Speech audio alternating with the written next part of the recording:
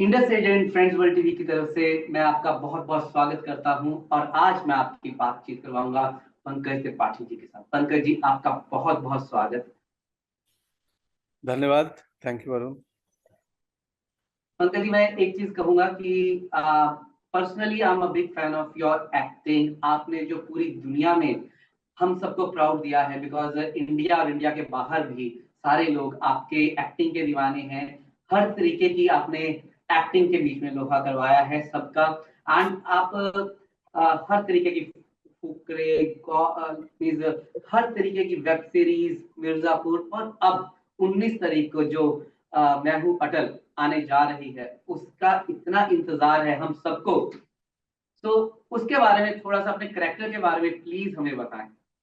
मैं अटल हूँ हमारी फिल्म है जो 19 जनवरी को रिलीज हुई थी ऑस्ट्रेलिया में भी। और ये हमारे आदरणीय श्री अटल बिहारी वाजपेयी जी जो पूर्व प्रधानमंत्री और राजनेता और शानदार कवि थे, उनकी कहानी है। और उनके जीवन की कहानी है कि कैसे बटेश्वर का एक छोटा साधारण परिवार का लड़का अटल इतना बड़ा राजनेता और कवि बना और उसने अपनी सरकार बनाई, प्रधानमंत्री बने। तो उनकी जीवन यात्रा है, उनकी कहानी है जिसको हम लोग 2 घंटे में दिखाना चाहेंगे। और जो मुश्किल काम था अटल जी के व्यक्तित्व को 2 घंटे के सिनेमा में कैद करना, मतलब अंजुलि में सागर को भरना कि मुट्ठी में सागर रखना चाह रहे हैं। और हम सब ने एक ईमानदार अटेम्प्ट प्रयास किया है, और जो 19 तारीख को आप देखेंगे और आप स्वयं पाएंगे।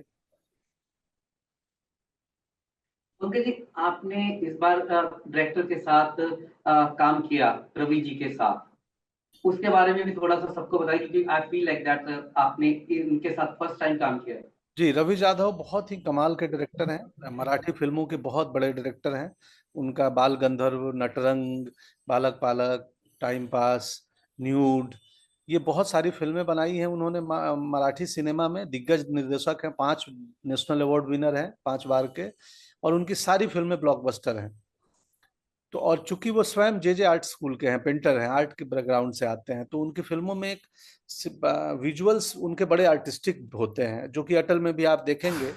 तो विजुअल्स बहुत ही ब्रिलियंट हैं।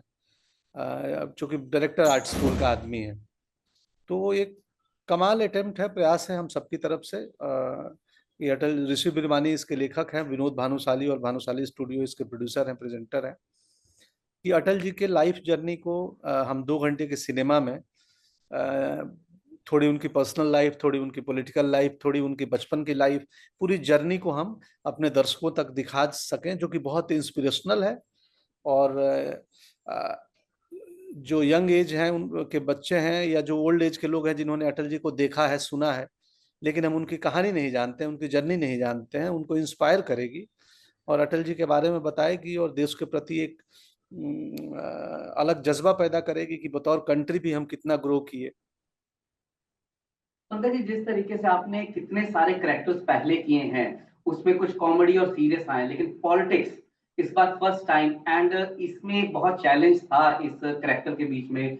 बहुत सारी कविताएं, बहुत सारी बुक्स आपको शायद तैयारी के लिए पढ़नी पड़ी होंगी, तो थोड़ा सा वो बताएं। और एक कविता जो सी आपकी फेवरेट हो, इसके बीच में आपको याद रही हो। अब उनकी कविताएं मेरी प्रिय कविताएं हैं। हार नहीं मानूंगा, रार नहीं ठानूंगा, काल के कपाल पर लिखता मिटाता हूँ, गीत नया गाता हूँ, गीत नया गाता हूँ।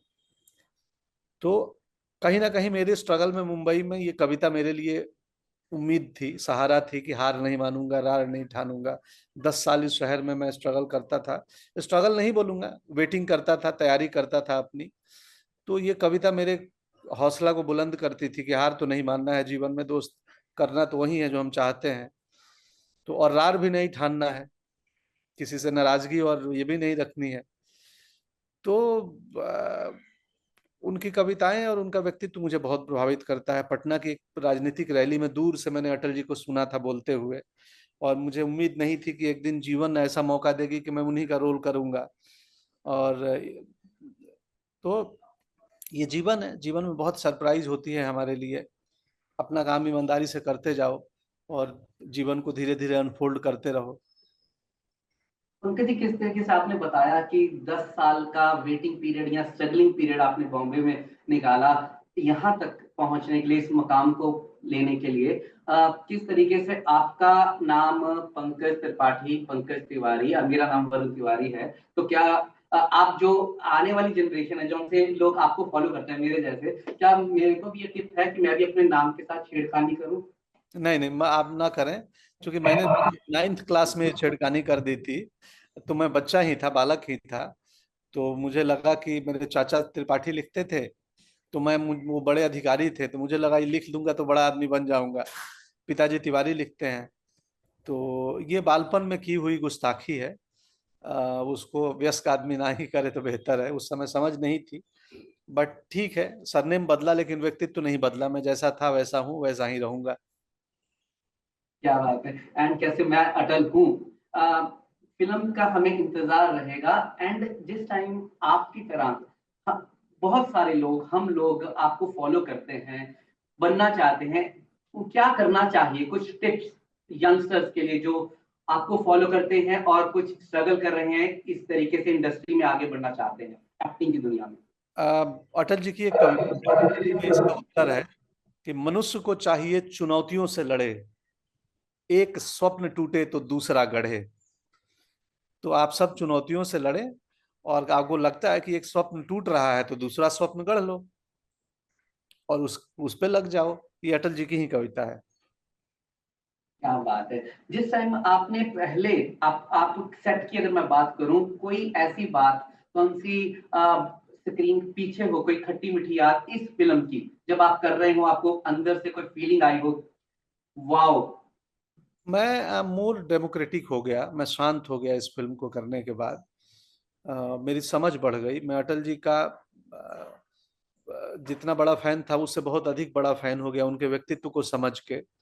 और प्रोस्थेटिक मेकअप थोड़ा परेशानी देने वाला था, क्योंकि प्रोस्थेटिक मेकअप 2 घंटे लगते हैं करने में, और हम समर में कर रहे थे यूपी में, तो उस समर में प्रोस्थेटिक मेकअप बहुत परेशान करता है, क्योंकि वो कोल्ड वेदर चाहिए प्रोस्थेटिक के लिए। तो वो परेशानी थी। बतौर व्यक्ति मैं थोड़ा शांत हो गया, मोर पोएटिक हो गया, मोर डेमोक्रेटिक हो गया अटल जी के कैरेक्टर को समझ के, जान के। और उनकी एक कविता है कि मेरे प्रभु मुझे इतनी ऊंचाई कभी मत देना, गैरों को गले न लगा सकूं इतनी रुखाई कभी मत देना। तो ये भाव समझिए। क्या बात है।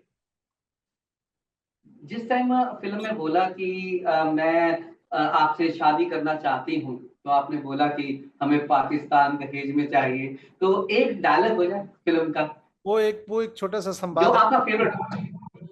है। सरकारें आएंगी, सरकारें जाएंगी, पार्टियां बनेंगी, पार्टियां बिगड़ेंगी, पर ये देश रहना चाहिए, इस देश का लोकतंत्र अमर रहना चाहिए। ये बहुत फेमस स्पीच है। जब उनकी सरकार गिरी थी तो उन्होंने पार्लियामेंट के अंदर दिया था। और मैं चाहता हूं ये परंपरा बनी रहे, ये प्रकृति बनी रहे। सत्ता का खेल तो चलेगा, सरकारें आएंगी जाएंगी, पार्टियां बनेगी बिगड़ेंगी, मगर ये देश रहना चाहिए, इस देश का लोकतंत्र अमर रहना चाहिए। और भी बहुत कुछ है। हमारी फिल्म बहुत पोएटिक है। हमारी फिल्म उस बटेश्वर के अटल की कहानी है जो आगे चल के आदरणीय अटल बिहारी वाजपेयी जी बनते हैं। तो इंटरेस्टिंग, मजेदार है। आप 19 जनवरी को देखें और आप स्वयं मूल्यांकन करें कि हम सबने एक संवेदना, सिंसियरिटी के साथ एक ईमानदार फिल्म बनाने की कोशिश की है। जी, मैं Indus Edge and Friends World TV की तरफ से पंकज त्रिपाठी जी आपको नमन नमो प्रणाम करता हूं, और यही कहता हूं कि आई am a big fan of you, and definitely Australia के सारे व्यूअर्स की तरफ से हम ये कहते हैं कि we love Pankaj Tripathi and your acting. And इसी के साथ मैं आपसे इजाजत लेता हूँ। अब जाते जाते व्यूअर्स को क्या कहना चाहेंगे?